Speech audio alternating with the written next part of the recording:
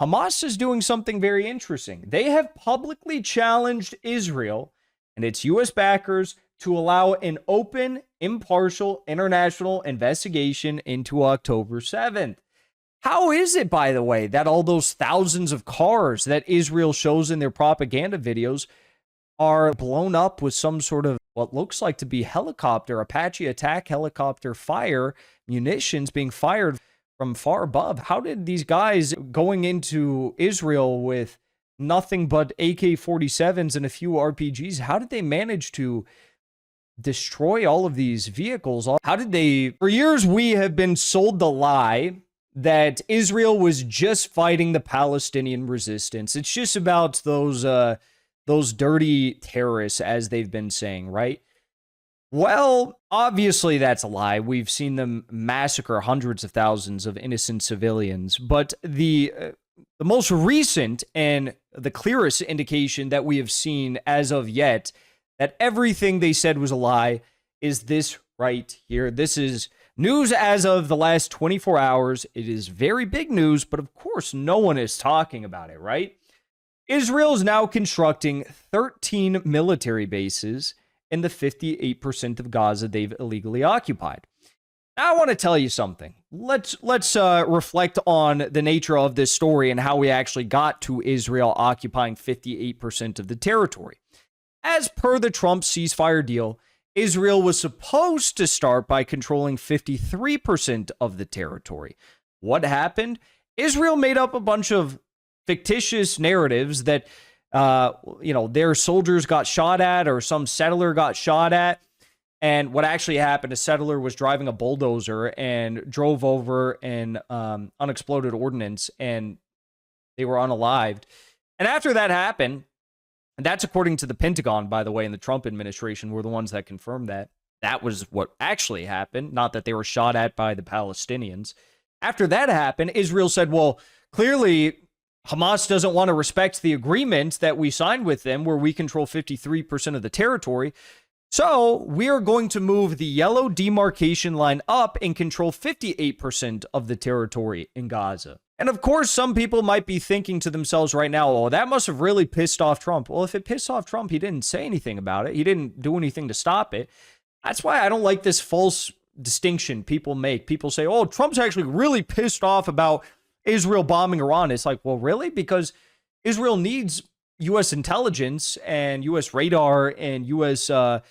Targeting intelligence to actually carry out these attacks. So no, I don't think the U.S. is actually secretly, so pissed off. I think they're secretly completely okay with all of this, but they're allowing the media to put the blame on Israel, right? So this is all part of a plan, a grand strategy plan that Trump hopes to unroll in January to turn Gaza into some sort of a blockchain hub, a tax haven, some sort of a crypto dipshit city where all these people from Miami are going to go and do a bunch of like Bitcoin degenerate orgy parties there. I mean, it's insane what's going on right now.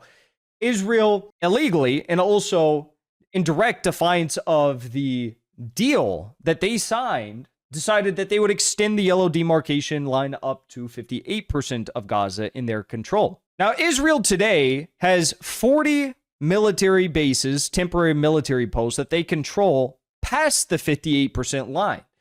But now Israel is constructing 13 permanent bases within the 58% of Gaza that they control. So anyone who told you that this was, this is totally not about occupying Gaza, that's just a Hamas talking point. Can you tell me what this is? Because we have 13 new bases which are being constructed, some right on the yellow demarcation line. I can count 1, 2, 3, 4, 5, 6, 7, 8, 9, either brand new or already existing military posts, bases that are on the yellow demarcation line in the south and many more in the north. It's about occupation. That's what's going on right now. Now, at the same time, Hamas is doing something very interesting. They have publicly challenged Israel and its U.S. backers to allow an open, impartial international investigation into October 7th. How is it, by the way, that all those thousands of cars that Israel shows in their propaganda videos are blown up with some sort of what looks like to be helicopter, Apache attack helicopter fire, munitions being fired from far above? How did these guys going into Israel with nothing but AK-47s and a few RPGs, how did they manage to destroy all of these vehicles? How did they achieve what looks like giant tank explosions and all of these kibbutzes all across the area that they were operating within?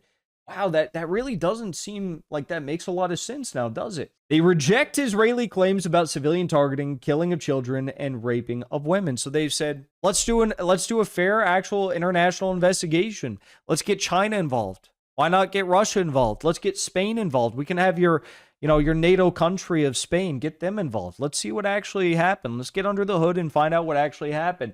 I can't imagine there's going to be much of a response, but I would love to see it. I'd love to see Colombia get involved, Spain, China, Russia, Turkey. Let's do it. Let's do it. Let's see who actually defends Gaza. Let's see who actually will stick their neck out and defend Gaza and do what needs to be done. Get to the truth of the matter. At the same time, this is an incredible juxtaposition, right, with the last bit of information I gave you.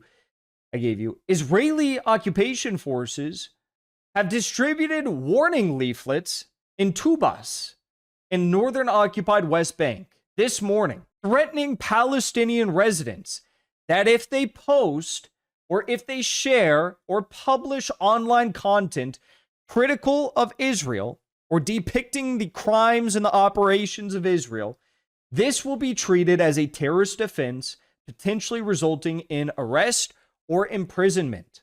The leaflets stated, "We are monitoring what you do online.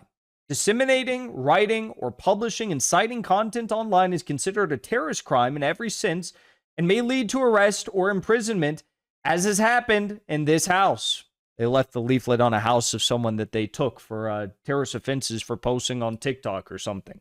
"We have warned you." So you see what, and look at this ominous, this is what the leaflet looks like. Very, well, it just looks like you could have told me that this is the Hebrew version of 1984 and I would have believed you.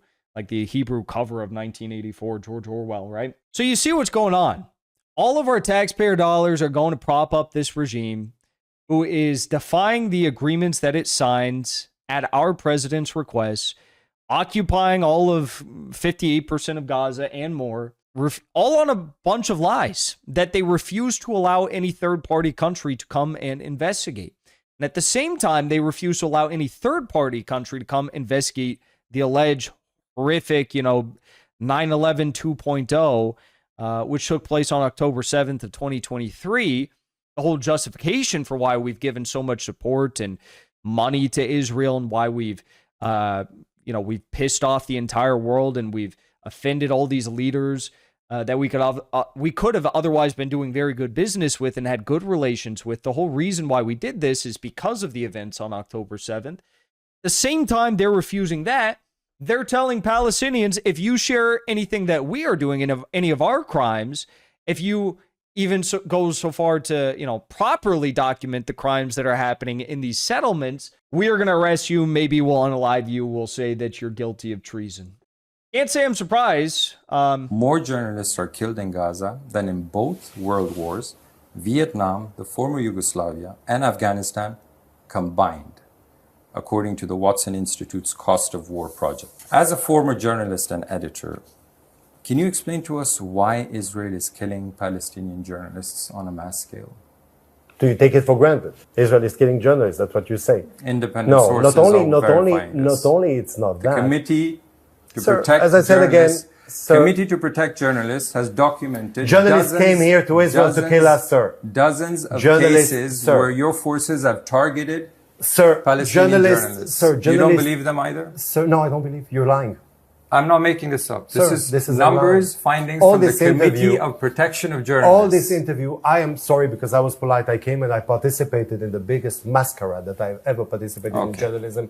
Again, journalists came to Israel. They operate in every single opportunity. They operate with the notion of collective punishment. Now, obviously, that is a lie, saying that journalists came to Israel to unalive Israelis.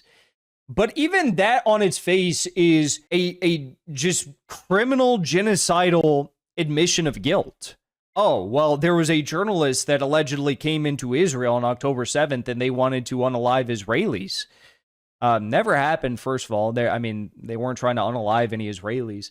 Never happened. But let's take that for a second.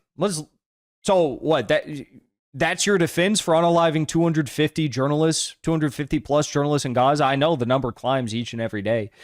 That's your defense? So which journalists are the bad ones and which are the good ones? You say, well, yeah, journalists are evil because they came to unalive us. So all journalists? So the guy sitting across from you right now, is that a threat? This is the government we're dealing with. This is our closest, bestest friend and ally. As the last point, this is what has taken place in the last 48 hours. Gaza's health ministry reported an additional 3 killed, 2 of whom were recovered from the rubble, and 16 injured arriving at hospitals. Since the ceasefire on October 11, 2025, 410 Gazans have been killed, 1,134 have been injured. Total previously killed bodies recovered 654, bringing the recorded death toll from the Israeli genocide in Gaza to 70,945 deaths and 171,211 injuries, likely 3 to 5 times higher. And as we all know, it is very possible that we are about to witness another wave of fighting, not just in Gaza, but everywhere. Because Netanyahu's going to Mar-a-Lago to meet with Trump, 5th time in the first year of his administration, by the way. 5th time in the, first year of his second administration. He's going to meet with Trump, and everyone's saying that he wants to restart the genocide in Gaza. He does not want to implement Trump's rehabilitation, bullshit plan for Gaza. The December 31st deadline for Hezbollah is coming up, and we know they're probably going to start war against Hezbollah in Lebanon. And also, part of the big plan for Netanyahu going to the United States is he wants to present new attack plans against Iran. When does this end? That's my question. When does some country or a group of countries say we can't allow this to continue anymore? The Colombian president said it, but no one did anything. No one did a single thing. He said we need to establish an international force to go in and stabilize this threat. No one did anything. When does this end? That's my question to all of you. Before you leave, I want to say thank you for the support, because after 2 years of being banned, we are finally back home on YouTube. So be sure to subscribe to our channel and also join as a member on our channel using the link at the top of the description. I rely on the generous support of viewers like yourself to get the truth out to as many people as possible. You can also support the show on Locals or Give Sin Go. The mainstream media and the powers that be are never going to stop attacking us for bringing the truth to as many people as we do. Thank you so much for your support.